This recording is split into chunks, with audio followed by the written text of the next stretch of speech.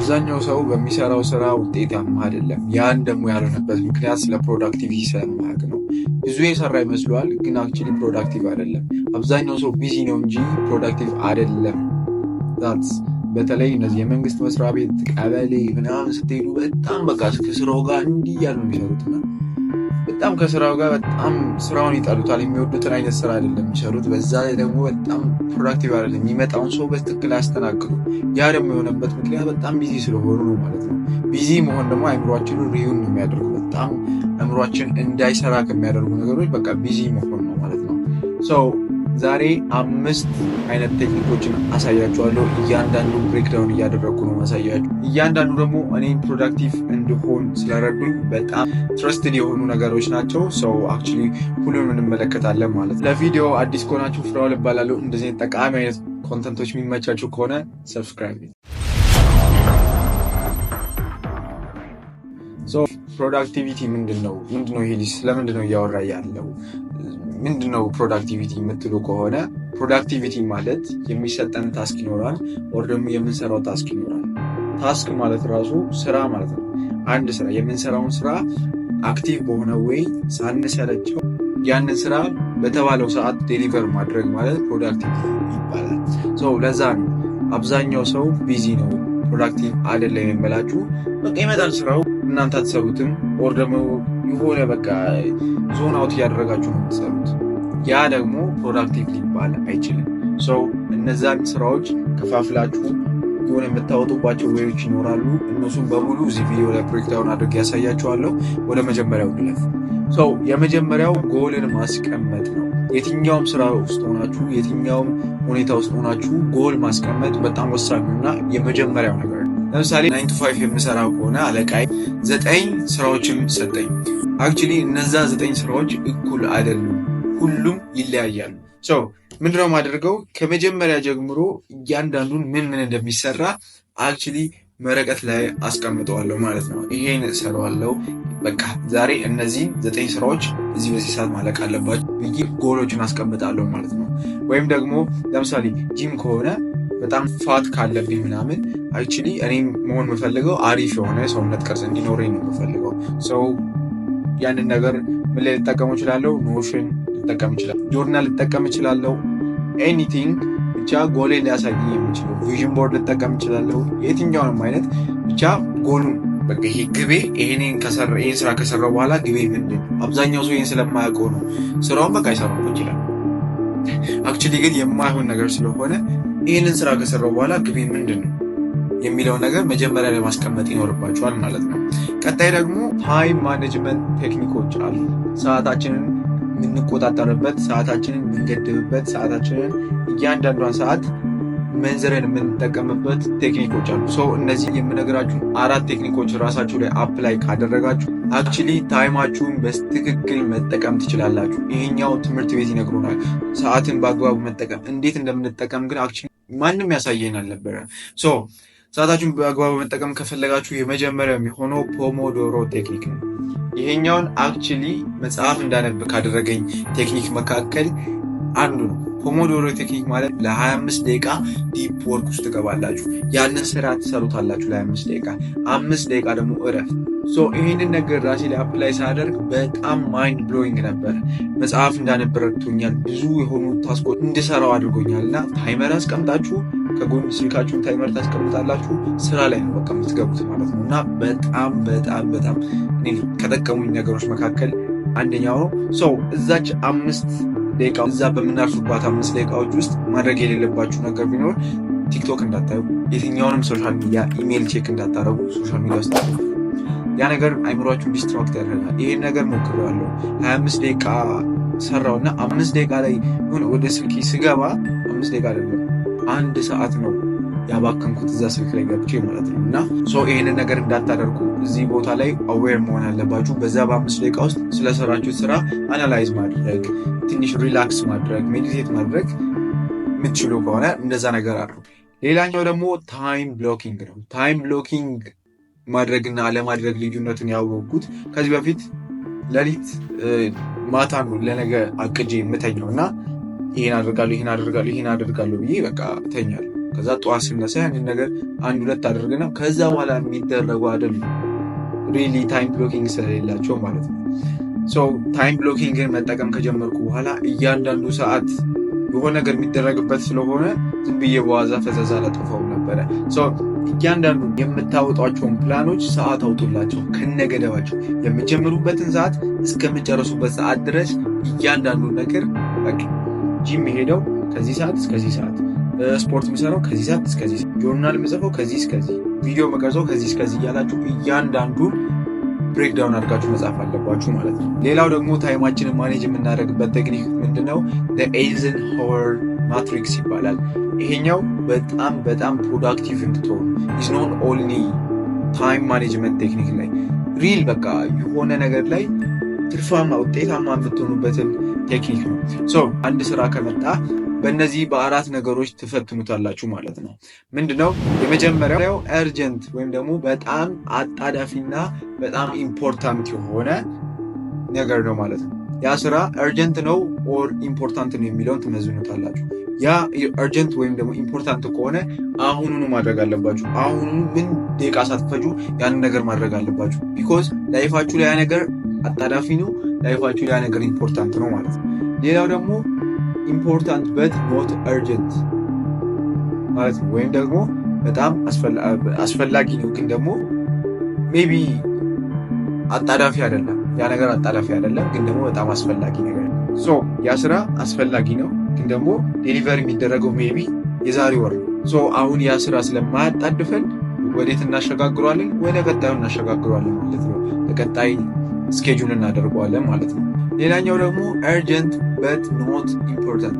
ያ ነገር በጣም አጣዳፊ ነው ግን ደግሞ ኢምፖርታንት አይደለም። ምን ታደርጋላችሁ? የዚህ ጊዜ ያ ስራ ወደኛ መጥቷል፣ በጣም አጣዳፊ ነው ግን ደግሞ ኢምፖርታንት አይደለም፣ ወይም ደግሞ እኛ ያንን ስራ እንሰራው። ያንን ምንድነው የምናደርገው? ለምናውቀው ሰው ያንን ስራ እንሰጣለን ማለት ነው። ሜቢ ሀስል ላይ ያላችሁ 10ኛ ክፍል 11 10 12 ያላችሁ ሰዎች ምንድነው የምታደርጉት? ሜቢ በጣም ብዙ ታይማችሁን ሀስል ላይ የምታሳልፉ ከሆነ ኖት ምናምን የሚኖርባችሁ ከሆነ እና አስተማሪው ማርክ ሊስት ሊመዘግብ ከሆነ ያንን ነገር ለሰዎች ነው ኦር ገንዘባችሁን አውጥታችሁ ለነሱ ትሰጣላችሁ ኦር ደግሞ ሰዎች እንዲጽፉላችሁ ማድረግ አለባችሁ ማለት ነው። ምክንያቱም በጣም አጣዳፊ ነው ግን ደግሞ እናንተ ኢምፖርታንት የሆነ ነገር ይኖራችኋል። ያ ነገር ለእናንተ ኢምፖርታንት ስላልሆነ ሰዎች እንዲሰሩላችሁ ወይም ደግሞ ለሌሎች ሰዎች ዴሊጌት ማድረግ አለባችሁ ማለት ነው። ሌላኛው ደግሞ እርጀንትም አይደለም ኢምፖርታንትም አይደለም ያ ነገር ወይም ደግሞ የሚያጣድፍ ነገር አይደለም ኢምፖርታንትም አይደለም። ላይፋችሁ ያ ነገር ቢቀር ምንም የሚፈጠር ነገር የለም። እንደዚህ አይነት ስራዎች ከሆኑ ደግሞ ቀጥታ ወቅተዋችሁ ፎር ኤግዛምፕል ከፋሚሊ ጋር የሆነ ሰዓት ታሳልፋላችሁ። የሆነ ታይም አለ ዝም ተብሎ የሆነ ቲቪ የሚታይበት ታይም። ያቺን ታይም ተጠቅማችሁ የሆነ ኢምፖርታንት በሆኑ ነገር ላይ ማሳለፍ ያለባችሁ። ወይም ደግሞ የምትወጡበት ከስራ በኋላ ያለች የሆነች ታይም በቃ የሆነች የምትባክን ታይም አለች።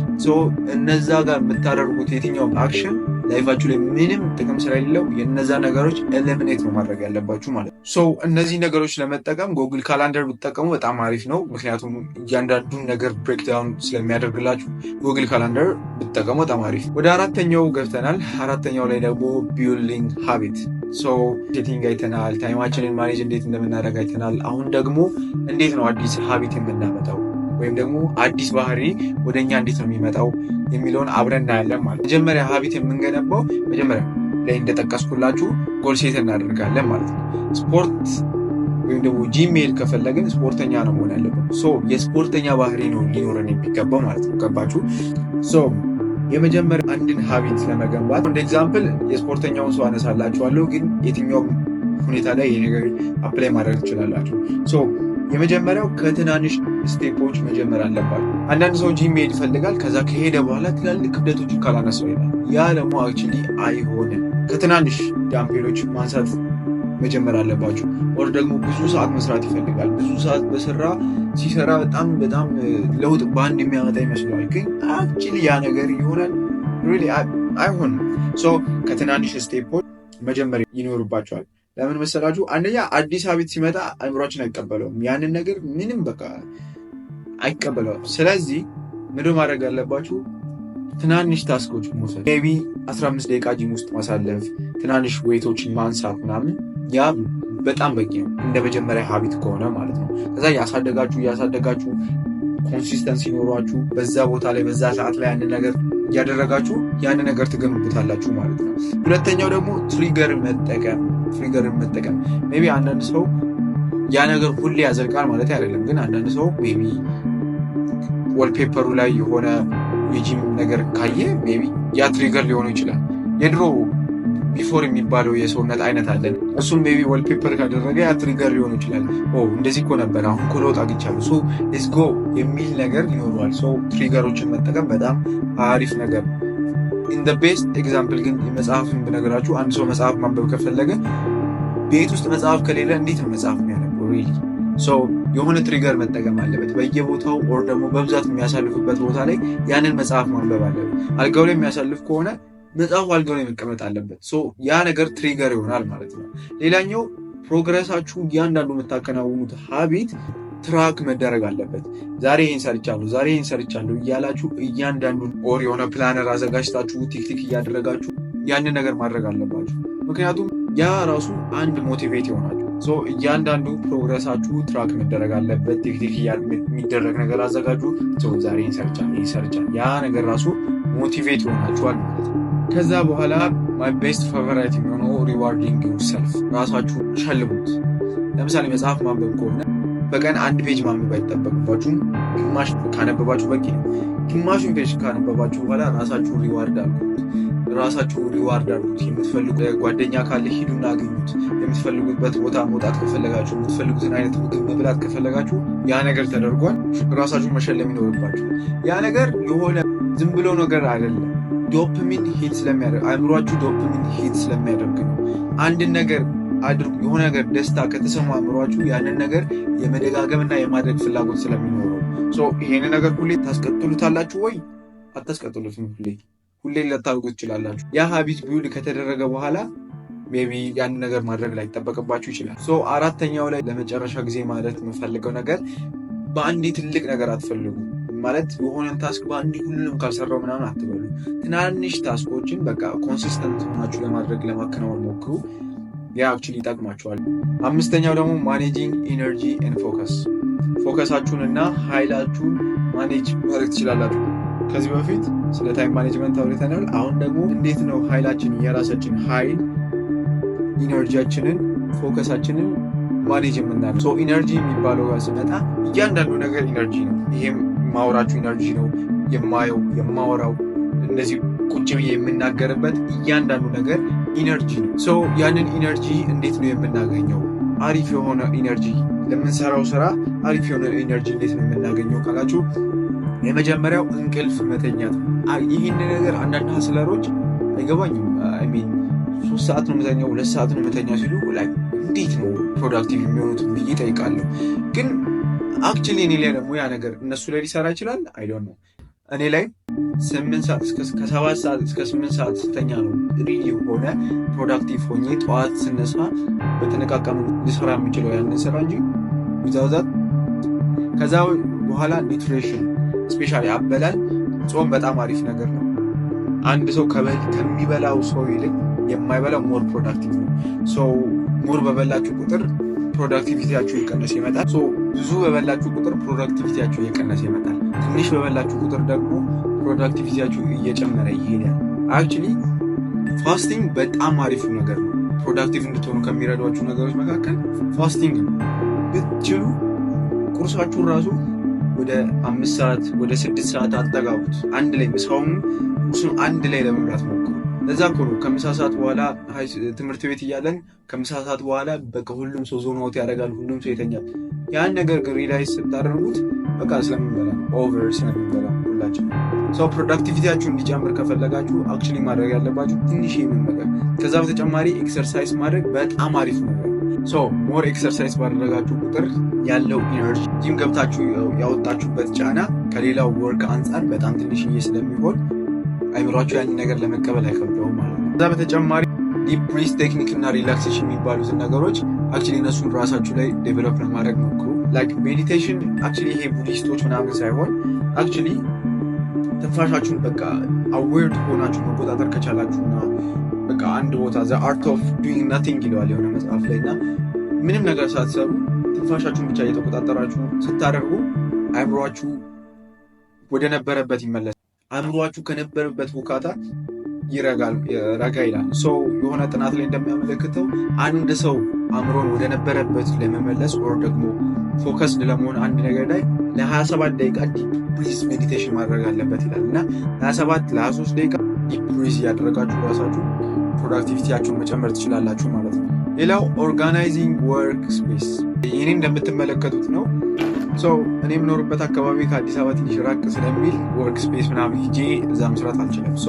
ለራሴ የሆነ ክሬት የማደርግበት ኢንቫይሮንመንት ሊኖረው ይገባል።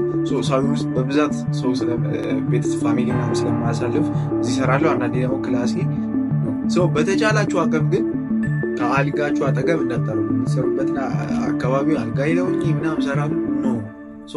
አሪፍ የሆነ ወርክ ስፔስ ማንበብ ከሆነ የምታነቡበት አሪፍ ጸጥተኛ ቦታ የሆነ ቦታን ምረጡ። አክቹሊ እነዚህን 5 ነገሮች ዛሬ ተመልክተን እዚህ ቪዲዮ ላይ ስለ ፕሮዳክቲቭ ያለኝን እውቀት በሙሉ ራሴ ላይ አፕላይ አድርጌ የሰሩልኝን በሙሉ ለእናንተ ሼር አድርጌያቸዋለሁ። አይኖው በጣም አዲስን ሀቢት ማምጣት የሆነ አዳዲስን ነገር ወደ ህይወታችን ብናስገባቸው ነገሮች በጣም ከባድ ነው። መጽሐፍ ማንበብን ሀቢት ለማድረግ ስንት ወደ 4 ወር ወደ 5 ወር ነው የፈጀብኝና አዲስን ሀቢት ለመፍጠር በጣም ይከብዳል። አይነውት ራሳችሁን የሆነን ጎል ጽፋችሁ ያንን ጎል ስቴፕ ባይ ስቴፕ ትናንሽ ነገሮችን ብሬክ ዳውን ለማድረግ ሞክሩ። አክቹሊ የዛሬ ቪዲዮ ይሄ ነበረ። በቀጣይ ቪዲዮ እስከምንገናኝ ድረስ